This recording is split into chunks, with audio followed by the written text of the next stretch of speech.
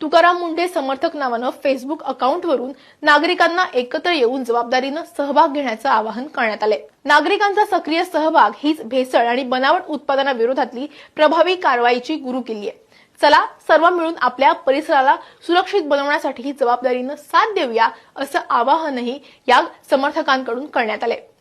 नागरिक कोणत्याही प्रकारच्या भेसळयुक्त अन्नपदार्थ, बनावट औषधं, नकली कॉस्मेटिक्स तसंच इतर गैरव्यवहार आणि फसवणूक ह्या संबंधी या इंस्टाग्रामवर डीएम करून तक्रार करू शकतात। यासाठी संबंधित उत्पादनं, त्याचा प्रकार, बनावट असल्याची शक्यता आणि गैरव्यवहाराचे तपशीलवार वर्णन करणं हे आवश्यक आहे। तक्रार करताना नागरिकांनी पूर्ण माहिती, लोकेशन, फोटो किंवा व्हिडिओ पुरावे आणि संबंधित व्यक्ती किंवा संस्थेचं नाव पाठवावं।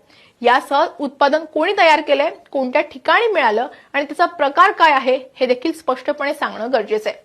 त्यामुळे प्रशासनाला योग्य कारवाई करण्यास नक्कीच मदत होईल। योग्य पुरावे मिळाल्यास प्रशासनाकडून त्वरित तपास सुद्धा सुरू केला जाईल। भेसळखोरांविरुद्ध एफडीए अंमलबजावणी मोडमध्ये येईल आणि संबंधितांवर कडक कारवाईची शक्यताही आहे। प्रशासनासह स्थानिक अधिकाऱ्यांकडून देखील तात्काळ कारवाई यावर केली जाईल। योग्य माहिती मिळाल्यास कठोर कारवाई सुद्धा होऊ शकते।